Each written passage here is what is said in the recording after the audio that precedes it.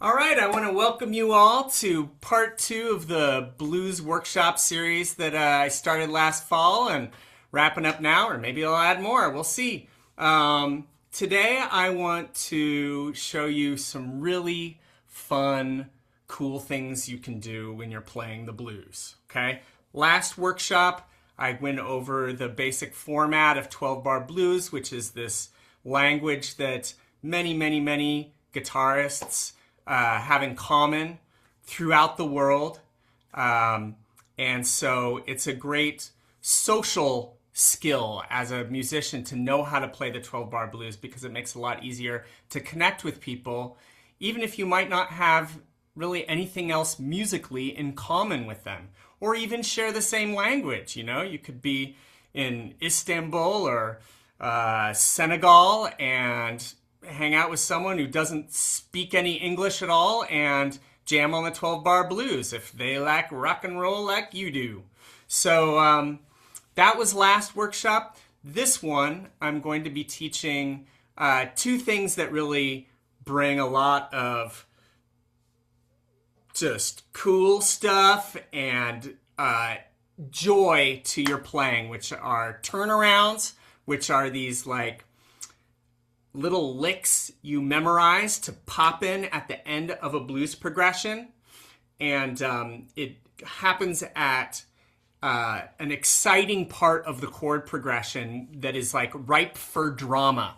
And so that's why good blues musicians will have sometimes 20 or 30 turnarounds in their back pocket to throw in there at that critical moment to kind of put a great punctuation mark at the end of your blues progression before you loop around to go through it another round.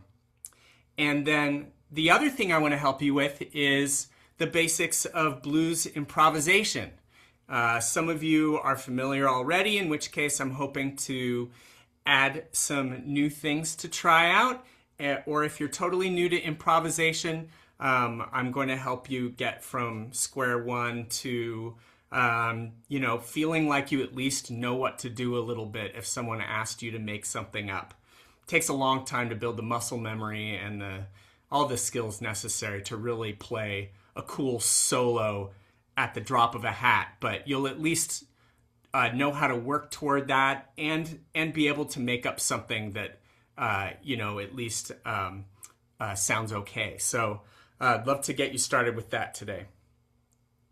I'm going to start with just playing a little bit on my resonator. This is a metal body resonator guitar, and it's kind of associated with the blues. They were invented shortly before amplified electric guitars were invented, and they were designed to basically project in a noisy bar, maybe with a 300-pound blues singer hollering over it. And so some people call them, like, one of the funny nicknames they have are note cannons. They're just built to be loud, and they have this kind of trashy sound that I happen to really like. So here's just a little arrangement of Skip James's Hard Time Killing Floor that I like.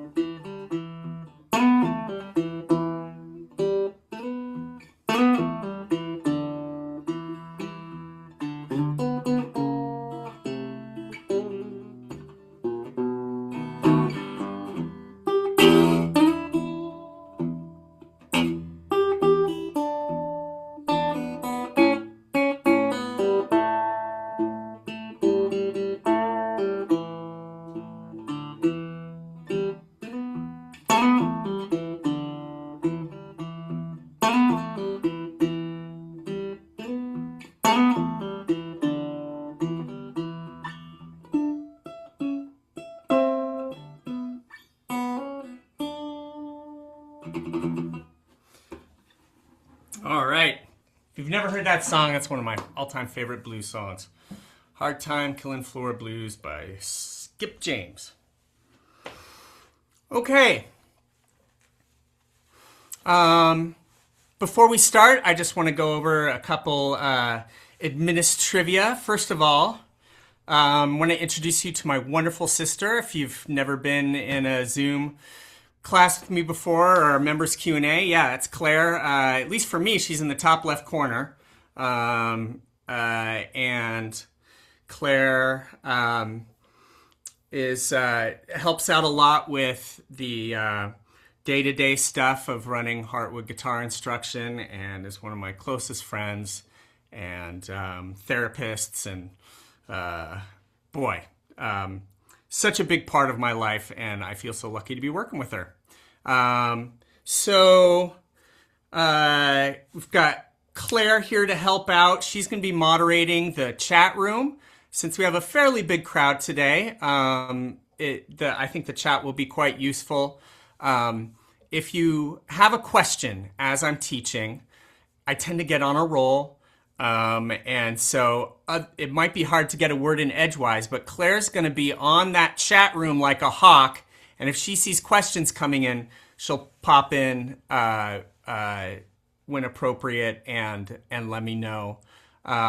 So feel free to use that chat if you think of something. There may be times too where you can just get on the mic, but chat tends to kind of keep things orderly.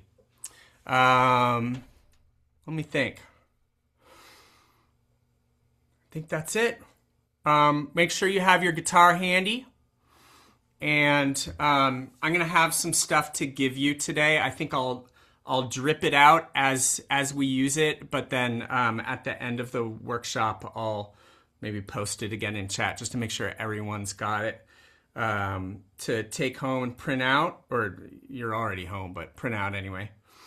And then I also want to recommend some resources for you at the end to take your blues adventures further.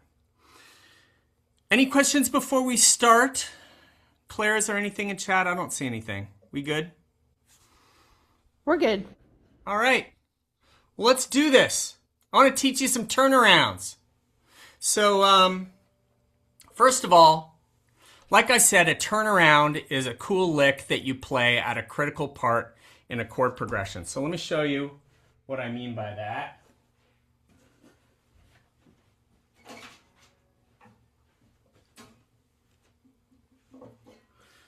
So let's do typical 12-bar blues progression, okay? So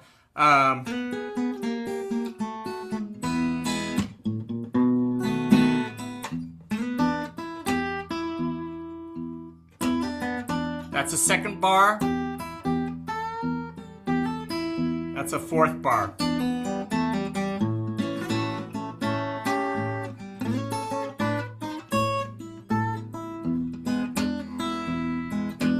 Now we're up to the 9th bar, 10th bar, and 11th, and 12th. So that part that I played right there,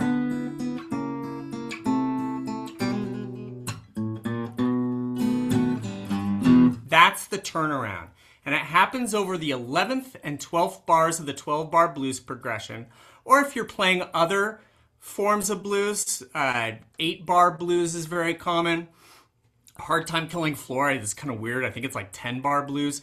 But in those other formats, you usually also have an opportunity to throw in a turnaround, but they would just happen over the last 2 bars of those progressions. But in 12-bar blues, it happens over the 11th and 12th. And what's happening there is you're going from the 1 chord to the 5 chord. And the 5 chord plays this special role in your song where it has this powerful gravitational pull back toward the 1 chord. It has the most tension of any chord in your keys chord family. So if we're in the key of E, when we go to A, it's kind of like just imagine you're a little kid and you're just like walking around the corner of your block. No big deal. Your friend lives down the street. You've done this a million times. It's no big deal. But when you get up to the 5 chord, this chord really wants to go back to the 1 chord, right?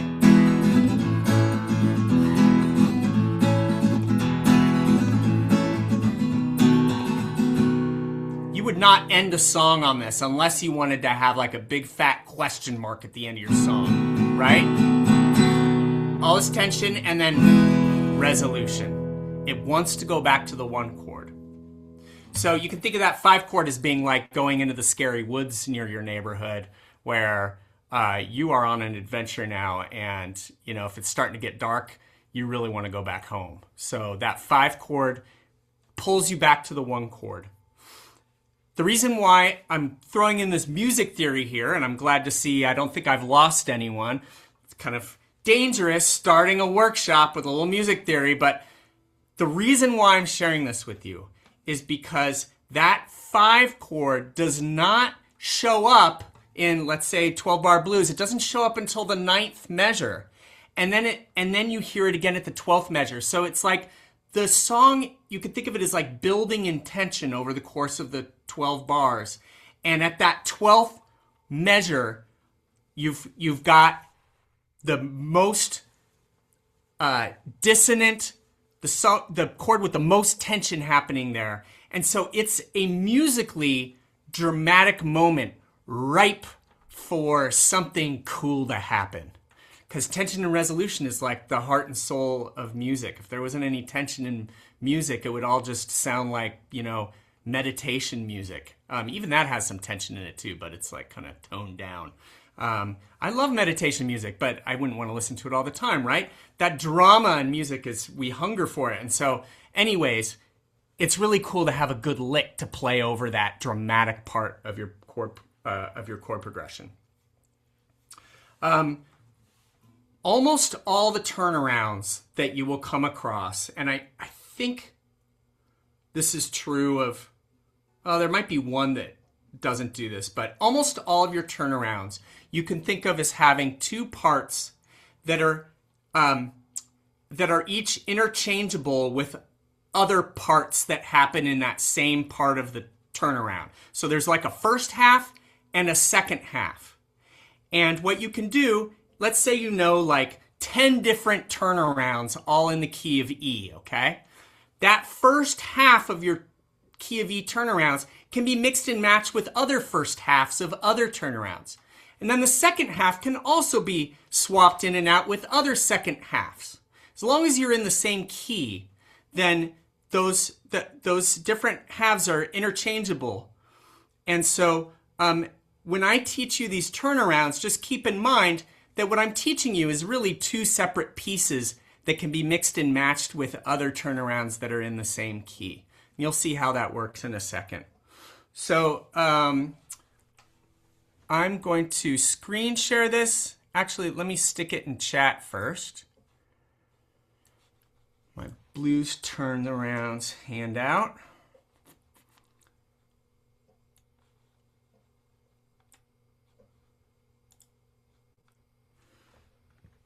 Okay, so you should see a PDF right now in chat called Blues Turnarounds.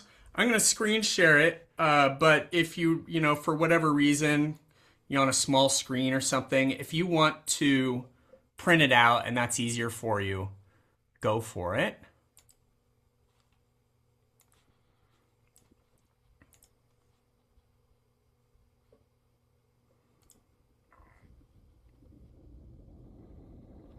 All right.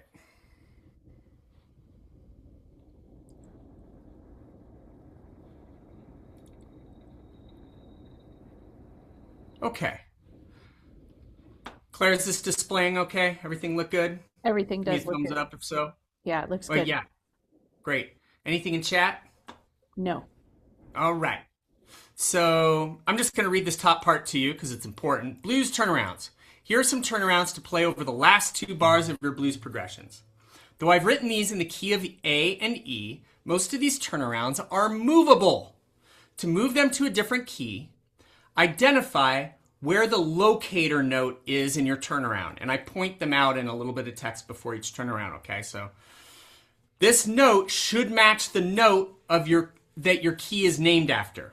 So if you're playing in the key of G and your locator note is on the first string, you play that note on the first string 3rd fret, which is a G note. Now shift the rest of the pattern to fit that new position. Okay, so I'm going to demonstrate how that works with every turnaround here because I know that that can be a little hard to wrap your head around. And one obstacle some of you might have is that you don't know your fretboard. Like, I didn't know that the first string 3rd fret was a G note. Well, that's okay. You just find a diagram, a fretboard diagram online. Eventually start working on memorizing the fretboard. And I can give some tips on that if you want. Okay, so these first turnarounds are the key of A. I chose key of A and E because those are the most common keys to play blues in on the guitar.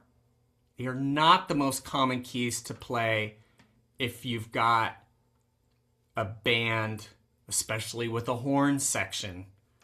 They're going to like keys like B flat and stuff. So, but if you play on guitar, E and A are really good because you have these open bass strings to work with. And it makes a bunch of the common riffs in blues easier.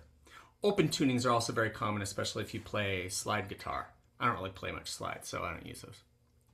Okay, so here's the first turnaround in the key of A. I wrote the first part is movable. So the first part is going to be, I can't highlight. Anyway, if you can see my cursor, the first part is is this first measure and then that final double stop there in the second measure. A double stop is 2 notes played at the same time. Okay, so this one sounds like this. By the way, you can play this finger style, you can play it hybrid picking, or you can play it all with a pick. If you know how to hybrid pick, this might be easier to play hybrid picking than hopping back and forth with your pick. So you might want to give it a try. It sounds like this.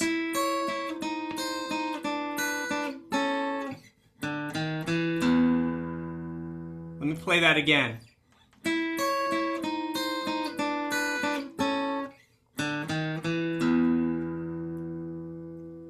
Okay, so in context, it would sound like this. And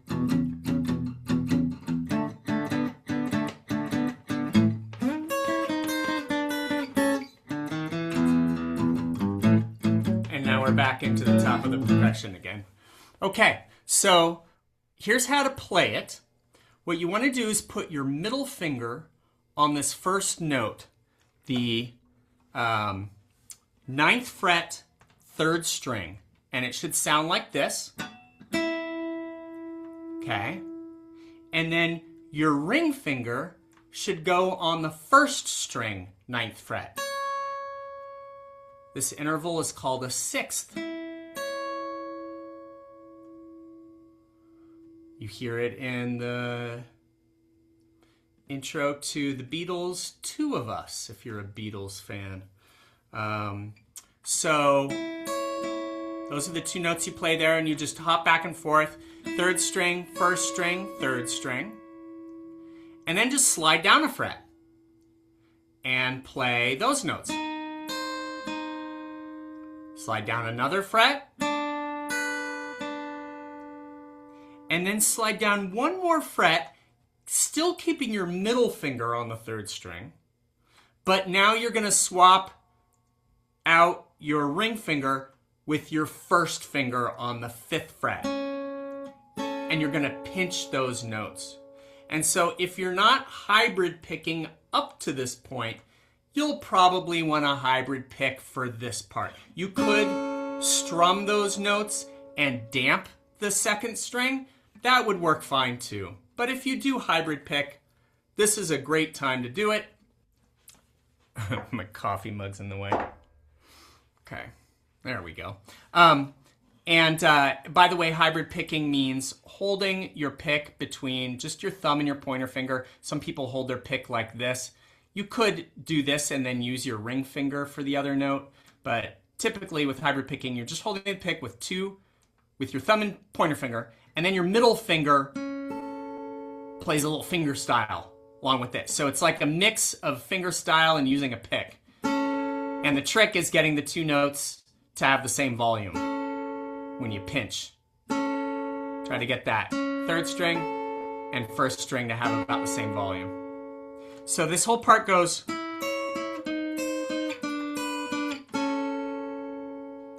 How are we doing? Any questions so far?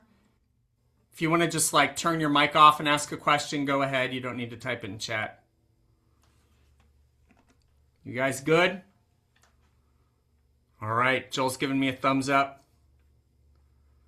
It's so weird teaching on Zoom and having this big crowd and just having it absolutely silent. I've never totally gotten used to it. But I see people smiling. See people playing guitar. Are you sure you want to hear what's going on?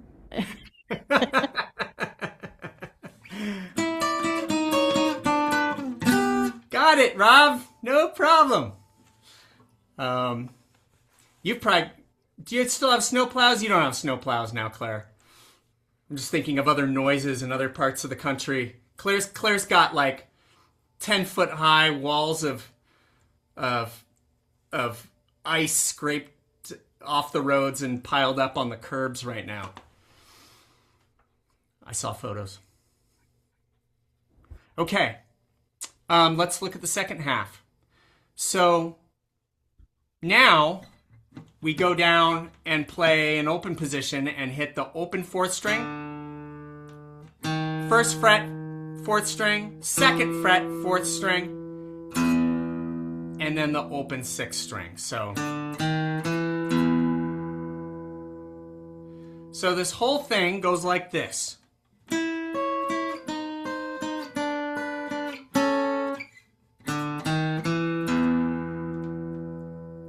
That's the turnaround. Let me talk a little bit about the rhythm here. So, if you read music, you may have noticed the sideways seagull here at the beginning of the staff. This is a quarter rest. You would not know just by looking at the tablature that that's there. I mean, there is kind of a gap here, but that doesn't really mean anything in tablature. But this symbol here means we wait for one beat before we start playing. So as you're going through your 12-bar blues progression, if you're doing 12-bar blues, you need to have some kind of placeholder here, or at least stop for a beat before you start your turnaround. And this is the most common stumbling block that I see my private students get into when I first start teaching them turnarounds. They all come back proud of themselves, having worked these turnarounds to death, but they forgot about this rest here. And so, they're proudly, gleefully offset by one beat. Not only when they first come to me, but for like a good chunk of time after that, because they've trained their ear to hear the whole turnaround wrong. So try not to dig yourself into a hole, and just remember, please, this little strange rest. It's going to feel strange at the start. Eventually, it's the only way to play it, but it might feel a little strange at first, having to rest right there. Let me show you what that sounds like in context, okay? I'm going to do just the 9th through 12th bars of a 12-bar blues in A, going the E chord, D chord, and rest.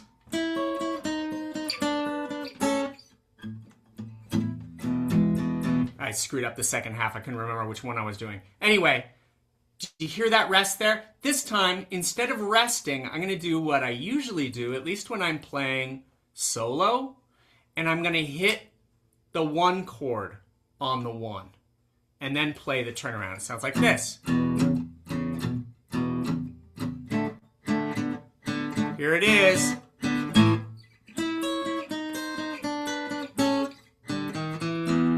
Remember my second half that time. So I hit that A chord, and then I hit it. 1, 2 and a 3 and a 4 and a 1. That's how the count goes there. A on one and then start this on the second beat. And you heard me go like 2 and a, 3 and a, 4 and a. That's how you count triplets. You'll notice here that in the staff, you've got groups of 3 eighth notes with this bracket under them and the number 3 there. That means they're triplets. What we're doing is chopping each beat into 3 parts, which is very common in blues because blues usually swings, and swing rhythm, another name for it is triplet feel. So when you're playing eighth notes in blues, they're either swung eighths or triplets usually. And so we have to count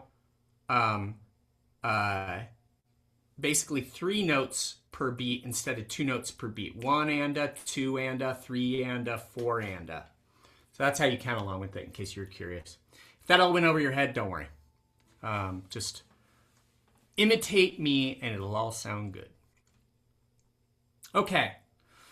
Any questions so far? Guys doing all right? Okay. Now let's talk about locating this, okay? This tab will work if you're in the key of A. But what if you wanted to play this turnaround in a different key? What if you wanted to play it in G? Well, I identified our locator note, okay? The note is on the first string at the beginning of the second measure. So this note right here, this 5, is our locator note, which means this note needs to match our key. If you know your fretboard, you know that first string, 5th fret, is an A note. Compared to your open 5th string, you should at least know that your open 5th string is an A note. Elk and deer got big ears. Every acid dealer gets busted eventually.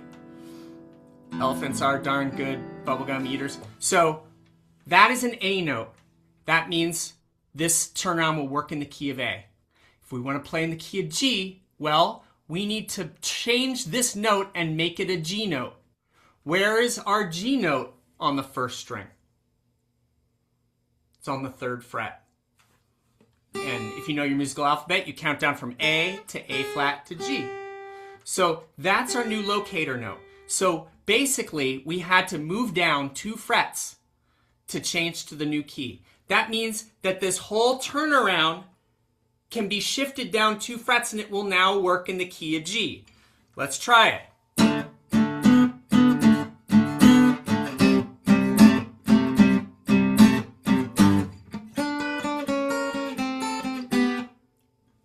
Sounds good in the key of G now, right? I shifted everything down 2 frets, and now it works in the key of G.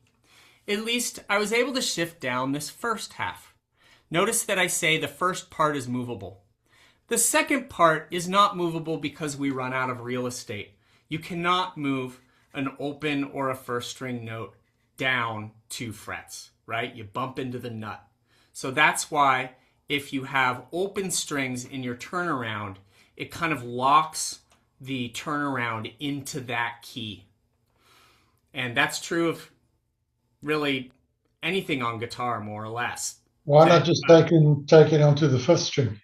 What's that? Why not just take it to the 5th string? Yes. Yes. It just takes a little bit more math, a little bit more calculation to do that, right? It's not as simple as just scooting down the fretboard. You would play it on the 5th string and play it on different frets, right?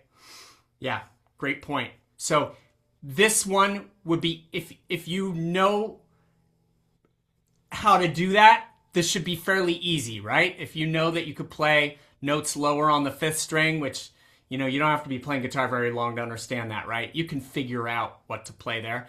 This is an open E note, which suggests the 5 chord. So you would want to play some note that suggests that, not suggests, but is the root note of the 5 chord in the key of G, which is a D. So you would want to play a D note here instead of an E note. So yeah, you can tweak all these turnarounds to match your key. It's just a question of how much work you have to do. The nice thing about these closed licks is that all you have to do is scoot. It's one of the beauties of playing guitar, you know, that guitar is a lot harder in a lot of ways than playing something like the piano. The piano is so organized so elegantly. You can just see the musical system unfolding so orderly before your eyes. On the guitar, the musical system is not apparent by looking at the fretboard. The fretboard is insanity inducing to people who are trying to learn music theory. And it's only because it gets the chicks that anyone has any tolerance for it. Sorry, that's totally male-centered there, but I'm standing by my joke anyway. Okay, so yeah, but my point is one of the saving graces of the guitar, besides it being cooler than the piano, is that to change keys, often you can just slap on a capo or scoot up and down the neck, and now you're in a new key. In piano, you have to learn all new fingerings when you change keys. There's a whole other set of white and black keys to contend with. Okay, so let's look at turnaround number 2 now. The first part, again, is movable. Second part is not, because as you can see, we've got open and first fret notes there. But Dan is quickly going to prove me wrong by figuring out how to play it, just by using a little bit of music theory. So this one sounds like this. This is probably my all-time favorite turnaround. It sounds like this. And then I had to look at that chord there. What am I playing there? E7. Okay, so this one requires a little bit of a stretch. So let's set up your left hand, or your fretting hand rather, for success by dropping your thumb down behind the neck. You're going to have your thumb like on the fattest part of the neck for this part. And try not to have a huge bend in your wrist. If you have that, try propping up your guitar a little bit, stand up and use a strap, or there are devices called neck ups. At least that's one of the devices that can prop up your guitar. When you're doing more athletic stuff like this, you want to do it ergonomically so you don't strain your carpal tunnel and your tendons and everything. Right, Joel? Joel's our resident PT here, so I know I'm singing his song here. So here's what you do. You put your pinky on the first string 5th fret, and your ring finger on the 4th string 5th fret. Right there. Cool kind of dissonant interval there. And this one needs to be hybrid picked, by the way. So if you've been avoiding hybrid picking, you cannot avoid any longer. Hold that pick between 2 fingers. Use your middle finger to hit the 1st string and the pick to hit the 4th string. And you're going to pinch those 2 notes. Hit them simultaneously. And then you're just going to hit the 1st string again in a swing feel, like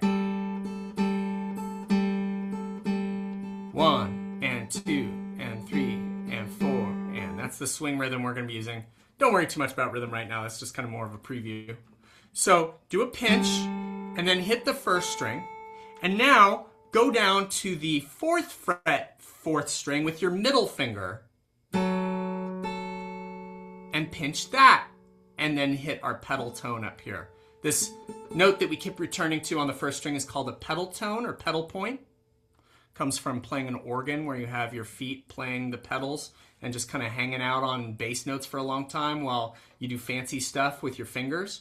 It is named after those organ pedals. And it's just whenever one note stays the same while other notes change. I love pedal tones. So got that. Now go down to the 3rd fret, 4th string with your pointer finger. And then, it'd be nice to have another tentacle, wouldn't it? But we only have 4 fingers here, so now we're just going to need to stretch. So make sure that thumb is back behind the neck, and then just spread your fingers out. Reach that pointer finger all the way down to the 2nd fret. This stretch may be unavailable, at least right now, for some of you.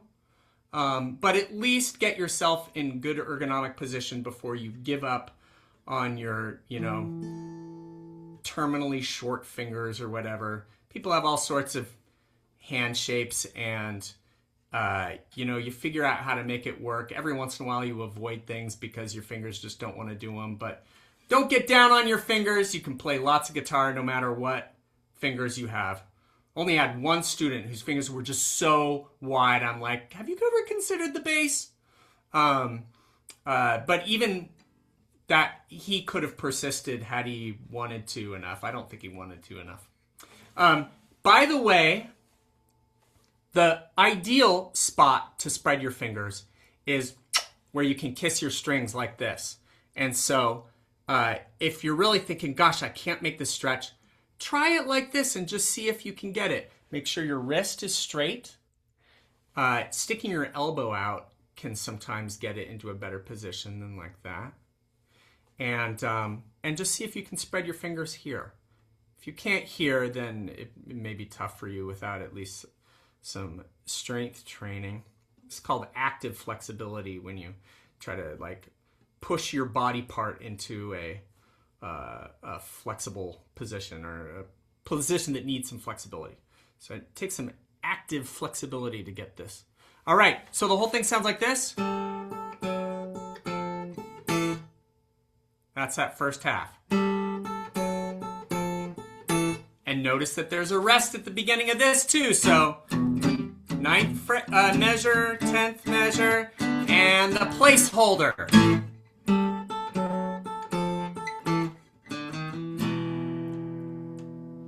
All right, so the second half here, I don't know why I did this. I put an E7 here, but this E7 is kind of an awkward fingering, and so I am going to vote for just a regular E chord here, or use,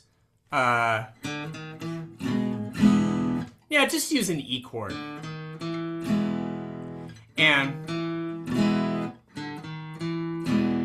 And if you want to make things a little easier on yourself, use your third finger for this note right here, and then your other fingers can just fall into place. Especially if your tempo is fast, that can help you to grab that E chord in time. I don't like this E7 because it's kind of a handful, and it'd be hard to get there quickly for some of you. So yeah, make it easier on yourself and just play an E chord. It still sounds fine. Or you can use this one up here instead. This also works in the key of A, right? So going back to mixing and matching, you could do your turnaround here, and then, or this first half of your turnaround here, and the second half of your turnaround here. And the two second halves are very similar here, right? There's one of them is a chord, and another one is a bass note. Okay, how you guys doing? You still doing all right? All right. Hey, Rob, Yeah. when you play that pinch note, with do you strum down with a pick, or do you strum up, or do you both? Let's see here. When I am hybrid picking, do I ever go up? I'm trying to pick up. I don't think I've ever picked up with my guitar pick while pinching. I always pick down with my pick, and then of course go up with my finger. Cool, thanks. Sure. Now you got me thinking, is there ever a circumstance where I would do that? I don't think so. As soon as I tried it, I totally flailed. Okay. Any other questions?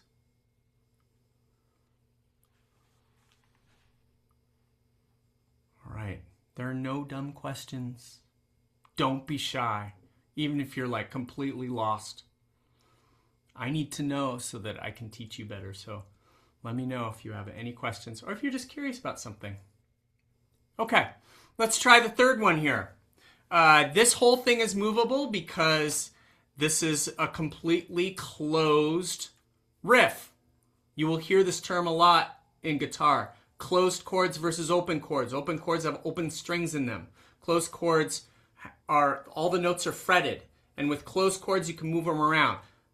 Bar chords are closed chords. And so you can just scoot them around, right? Those of you who play bar chords, you know the beauty of just scooting them around. One shape, you can play up and down the neck. So this whole thing here is closed.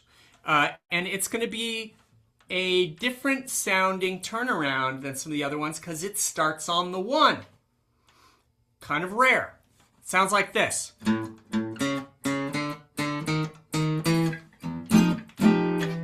Oh, bum, bum. I was like, that's not the right chord. Let me do that again.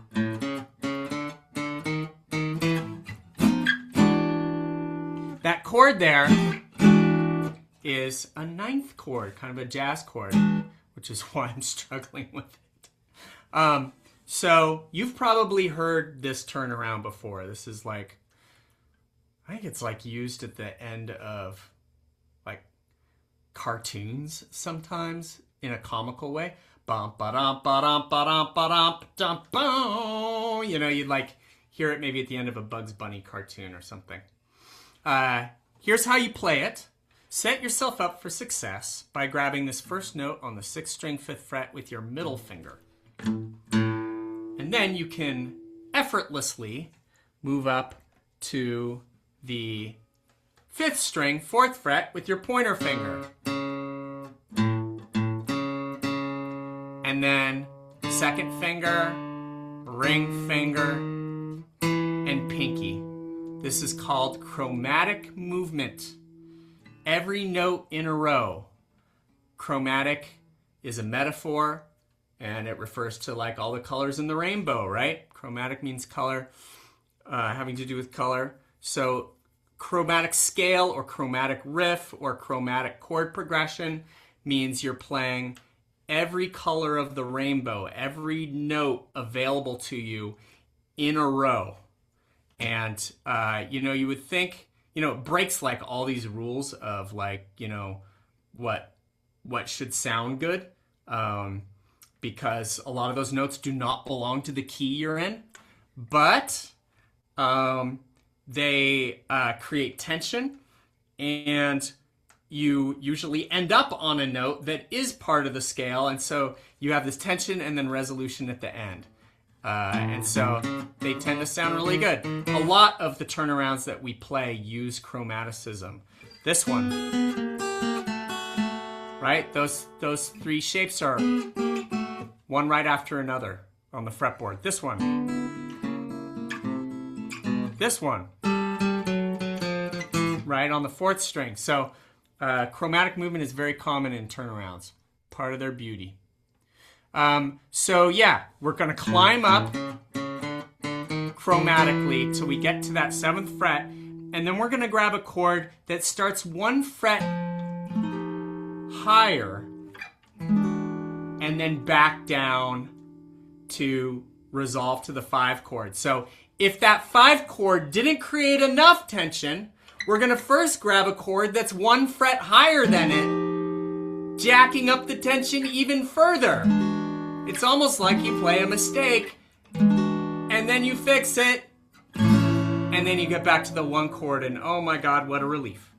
So that's a great little trick to do with your 5 chord, where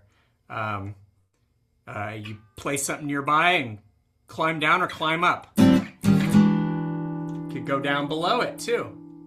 And the way you grab this is middle finger on the 5th string.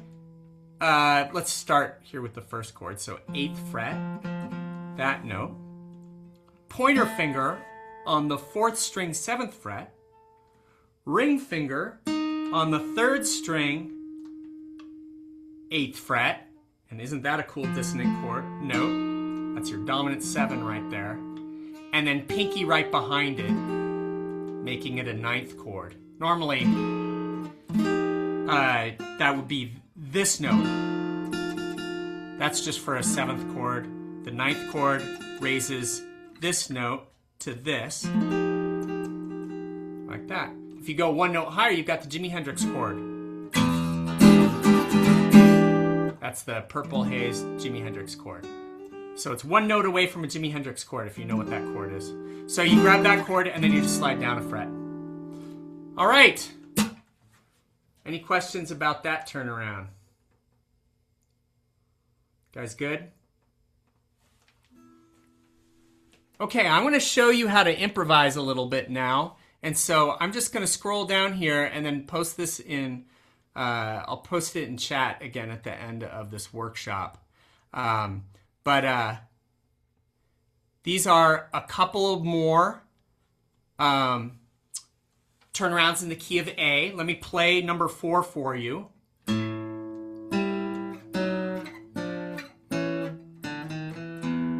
So that second half we've seen already, but the first half is that. Again, chromatic movement. And then, oh, I haven't played this one forever. Oh, I don't think I've played this since I wrote it out. What is this? Oh, I love this one. I can't play it, but that's a good one. I gotta learn that one. Isn't that beautiful? You've got 2 chromatic lines moving in opposition. You've got on the 2nd string, and you've got on the 4th string. Isn't that awesome? So anyway, if you want to tackle that, you can replay the video and watch how I played it at a snail's pace. And then we've got a couple from the key of E here. And then a B7 chord. Let me play that again. So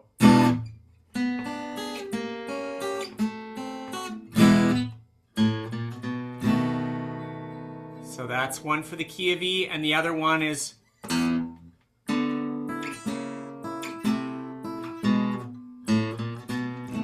so the second half of both of these is the same. Just a little bass up, walk up to a B7. And these 2 don't have that little pause in the front, right? Instead of the rest, I put in a placeholder chord there. The 1 chord is strummed here, or just the 1 bass note. So an E7 chord or an E bass note. You still have to have a 1 beat like rest there, but you can throw in the chord if you want or not. Rob, Yep. sorry to interrupt.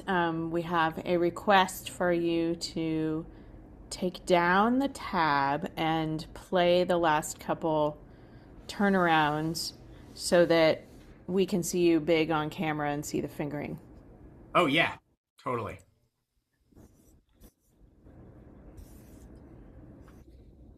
Good idea. Yeah, because I'm like postage stamp size while I'm screen sharing, right? That's right. So yeah, so I'll just run through these last 4 that I didn't teach in depth. So here's number 4, which we're back in the key of A now.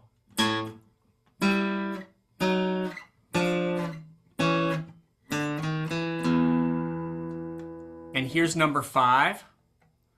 Oh, this is the one I don't know. So I'm going to do it real slow, for your benefit. And then so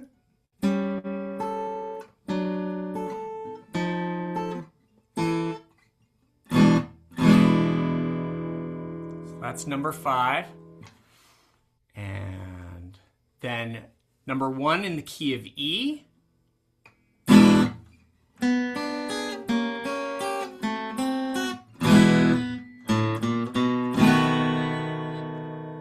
And number 2, 3, 4.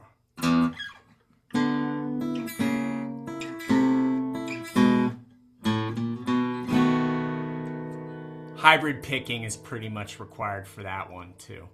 So pinch and then hit that pedal tone with your middle finger also. Pinch, pinch, like that. All right. Claire, did that come through okay?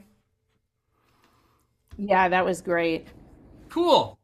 All right, now I want to teach you guys how to improvise a little bit. So I think a good way to start improvising, if you've never improvised on guitar before, it probably sounds really daunting and you're thinking about, amazing guitarists are flying up and down the fretboard. How could I ever do that? Well, keep it simple when you're starting out And don't put too much pressure on yourself. You know, you're trying to make something beautiful, and that requires a light, curious heart. Little sense of humor doesn't hurt too. So it's not going to be amazing right away, but don't be hard on yourself. You're just getting started, and try to have some fun with it. Be playful. So what we're going to do is let's play in the key of G, mostly because I'm going to give you a backing track that's in the key of G. And I'm going to give you just a few notes in the G minor pentatonic scale, okay? So here's what we're going to play.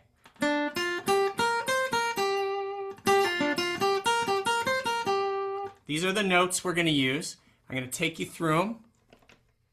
So I want you to start with your middle finger on the 3rd string, 7th fret. By the way, this is not like the root note of the scale. Usually I start on a root note, but it's just going to be easier to learn if you start down here. So that's that note. That's middle finger on the 3rd string, 7th fret. Now go to the 2nd string, 6th fret with your pointer finger. And then your ring finger with the 2nd string, 8th fret. So the 3 notes are, we'll get back to this note in a second. This is going to be your root note. This is a G note.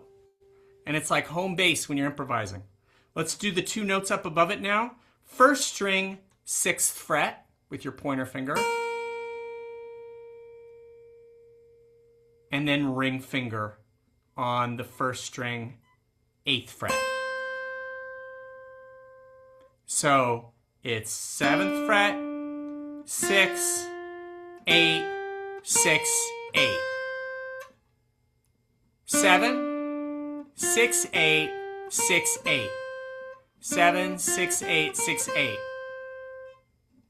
So it creates this kind of like, this fingering is kind of this nice orderly little box with a little bump at the bottom here, or top, the way, whatever, however you think of it.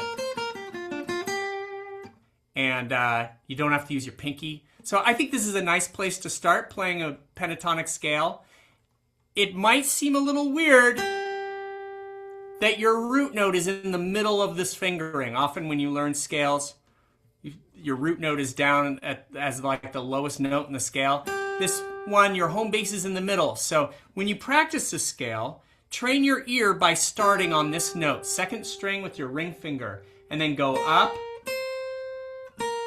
back down, past that root note to the lowest note, and then back up to the root note.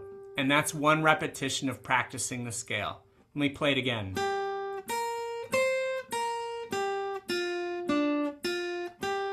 So that's a good way to practice this scale. Just get it under your fingers. So we're going to finish today with taking you just through the first 2 steps of learning to improvise. And if you've already improvised a little bit, I'll give you an extra thing to do. And I'm going to play a backing track here that I'm going to share with you.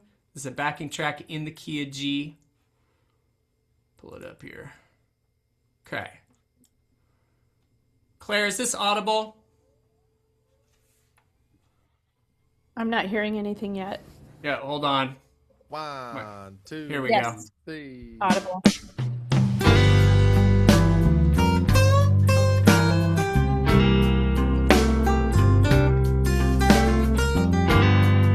So, is the balance okay there?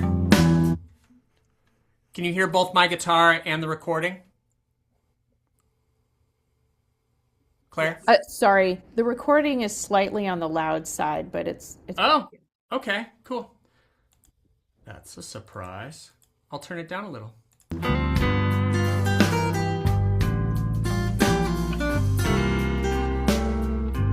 Is that any better?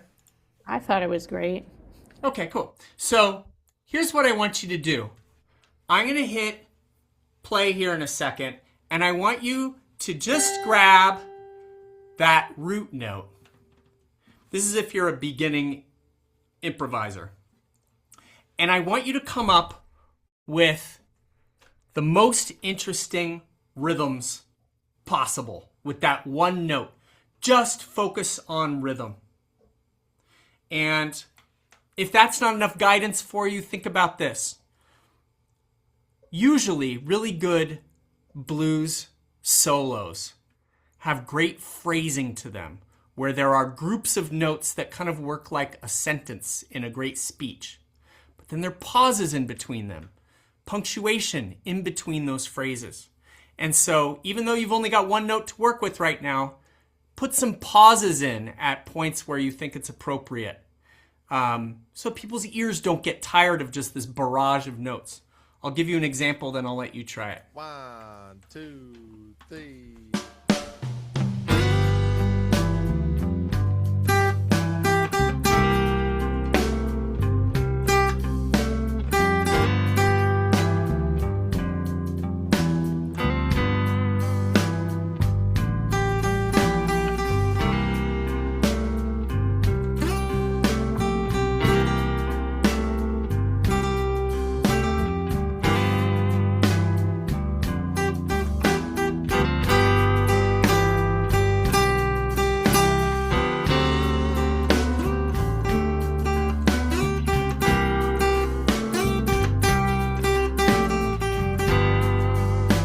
All right, it's a lot of G, I know, but we're just focusing on rhythm here. So I'm going to rewind and I want you to try it, okay?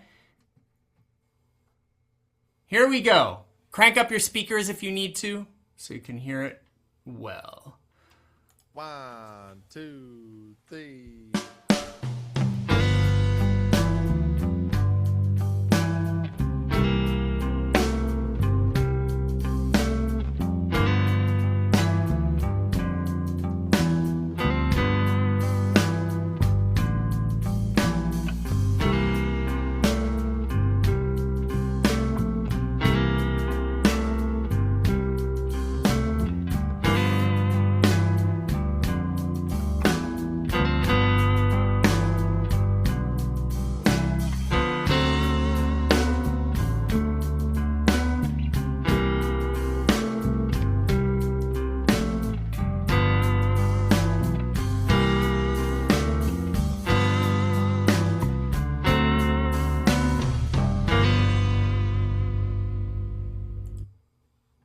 All right. How'd that go? Guys doing all right? I know we're about out of time. If you have a couple more minutes, I'd like to take you just through the second stage of this exercise, which is to throw in a few more notes. I think what you don't want to do when you're improvising is be overwhelmed by trying to remember what notes to play. And so just to add on a couple notes that are easy to remember. And I would think like some good candidates are the two notes on the first string. So that way you've got a little space to go up and do some other interesting stuff and then come back down to your root note. Now, if you already know this scale shape or you've improvised a lot, so even if you don't know it, you kind of know what you're doing, let me suggest a couple of other interesting notes that you could throw in here, okay? One is the blues note. You may have heard of blues scales. This is a pentatonic scale, 5-note scale, but there are 6-note scales that we call the blues scale. It's basically just a pentatonic scale with this other cool note thrown in. And in this finger shape, our blues note would be found under our pinky on the first string. So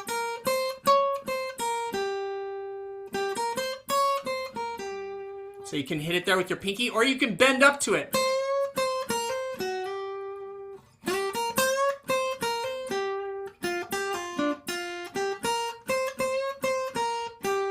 Isn't that cool? So either bend up to it a half step or throw your pinky in there. And then also the blues plays around a lot between major and minor tonalities. And so this is a minor pentatonic scale because you've got that minor third in there. 1, 2, minor third. 1, 2, minor third, 2, 1. There we go. So anyways, sometimes it sounds cool to throw in the major third instead when you're improvising. And that major third is on the first string, 7th fret. And it often sounds cool to go from the minor third to the major third. So you can go like...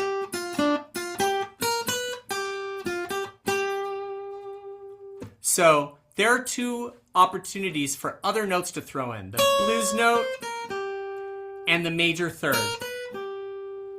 Different ways to kind of expand beyond your minor pentatonic scale when you're improvising.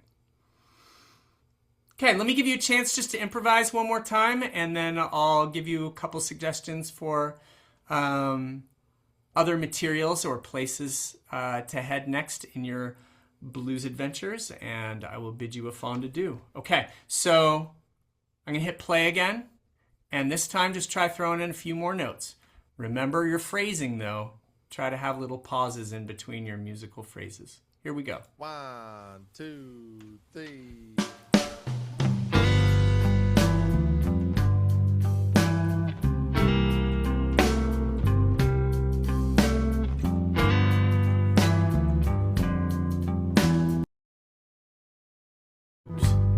Sorry.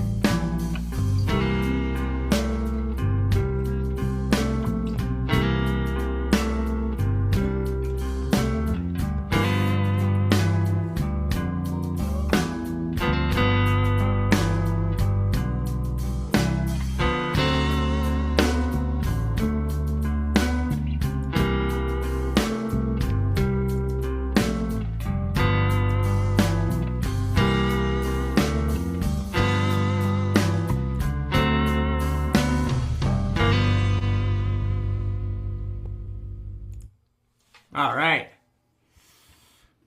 We've got a question in chat. Let me look at it here. I haven't read it yet. So Himanshu wrote, should the solo end, I think he meant with a chord tone of the 5 chord.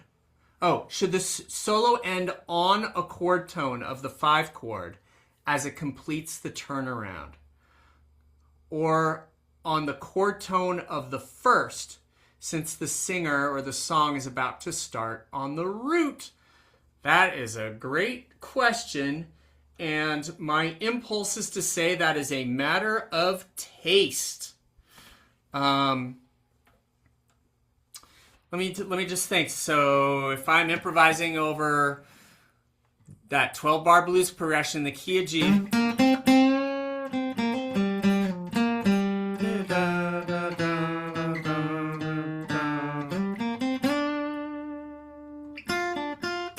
So that is a chord tone in the 5 chord, and that feels good. What if I ended on the 1 chord, or the root note of the 1 chord?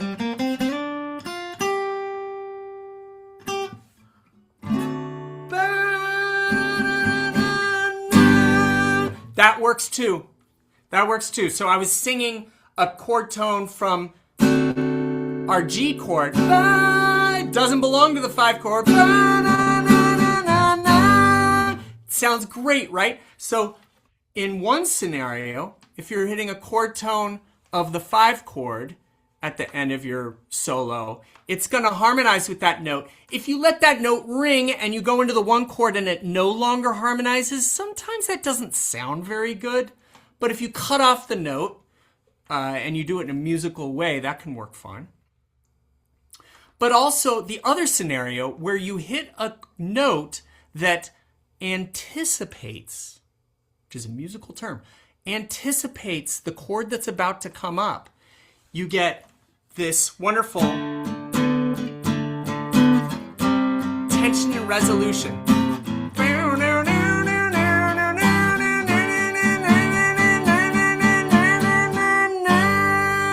Right? That note there is not a chord tone and it sounds kind of dissonant all on its own, but then you go back to the 1 chord and oh my God, sounds great. So yeah, in the second scenario, you're anticipating the one chord and it sounds fine. So, in other words, do whatever sounds good, Himanshu. Can you share the link for the backing track? Yes, let's do that now. And if you have any other questions, why don't you throw them in chat, since the questions are rolling in here and we're at the end of our hour. And I'm going to be tied up for just a second, sticking stuff in chat. So Yeah, type you your had question. mentioned printouts Yes. and resources. Yes. So,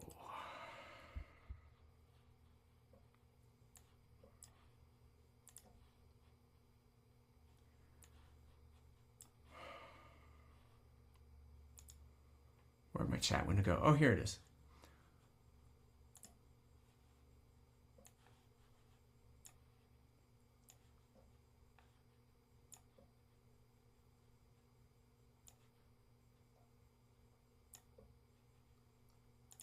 Okay, so here comes 12 bar blues in G. And Frank, you asked if this was going to be available to replay. Yes, it will be. It'll be in the campfire section of heartwithguitar.com.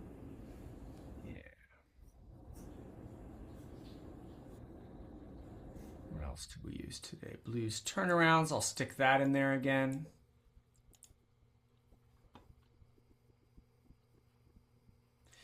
Here's the 12 bar blues cheat sheet, which I made for the last workshop. So if you didn't get that last time or can't find it, there it is again.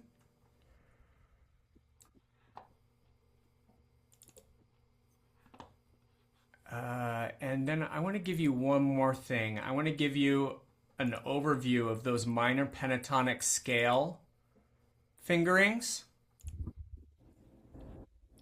And if you have trouble grabbing these out of the chat, they'll also be with the recording.